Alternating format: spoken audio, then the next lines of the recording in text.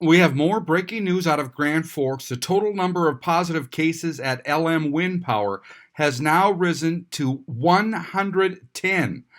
This from Governor Burgum at his afternoon news conference. He says 374 of 426 test results have now been completed, and there are still 52 tests to be completed, which will be done tonight. Again, the total number of positive cases at LM Wind Power has risen to 110. And Governor Burgum has also said that all 880 employees of LM Wind Power will be quarantined. Here's Governor Burgum. GE and LM found out on Tuesday or Wednesday, I guess it was, that they had 8 employees who tested positive. They shut down the plant. They started shutting it down, I think, Tuesday night and Wednesday, and the plant has been closed since then. And they've committed that they're going to keep that plant closed for a minimum of 14 days. When we heard that about the 8 employees who tested positive, which we talked about here at the conference, we quickly dispatched a rapid response team to Grand Forks. They left and headed up there early that day and connected with the Grand Forks Public Health Department Director Nurse Debbie Swanson. The team that we sent from the state included two co-leaders from the North Dakota National Guard, and then also from people from Southwest Public Health District. There was another 25 guardsmen that attended, guard members, guard men and women, the guard members, 15 National Guard members that were helping with traffic control, 10 more that were helping with testing.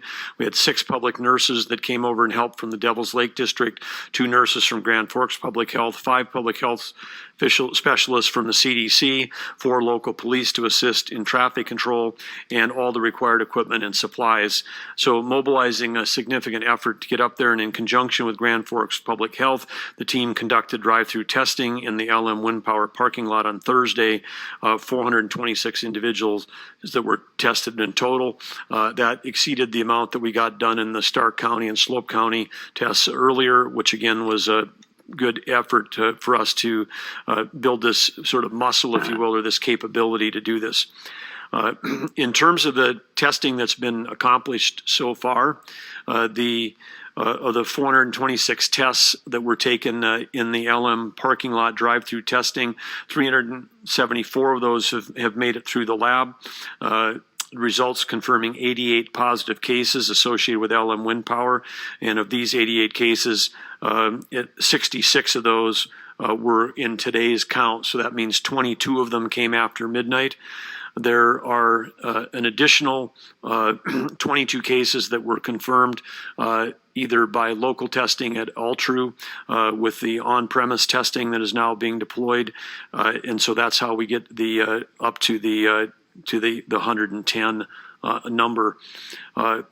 We know we're still doing some work on this. We know at least 8 of those individuals in the 110 are Minnesota residents. And so again, when you try to net some of this out, as we're reporting North Dakota numbers, you'll have to take that in consideration. But given that all of these team members work in North Dakota, that all of them are in the Altru or the North Dakota Health Service area, as we've been saying from the get-go on this whole thing, that we're going to be taking a look at the counties that border and are part of the service area in Minnesota, and treating those as part of our hospital planning and treating those as part of our rapid response plan, because those individuals may live in East Grand Forks, but they're going to be likely receiving care from a North Dakota provider.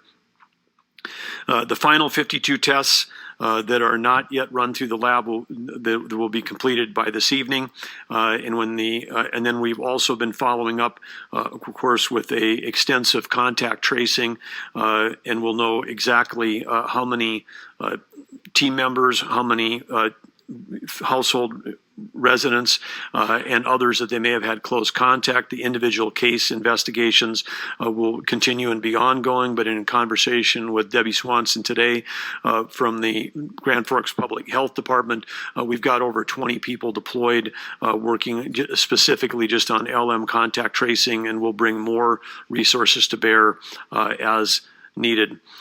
One thing I want to add with this plant closure, GE has been a a great corporate citizen in that as they're asking their employees to stay home during this time period, but in addition to that, they are paying their employees during this 2 weeks that the plant is closed.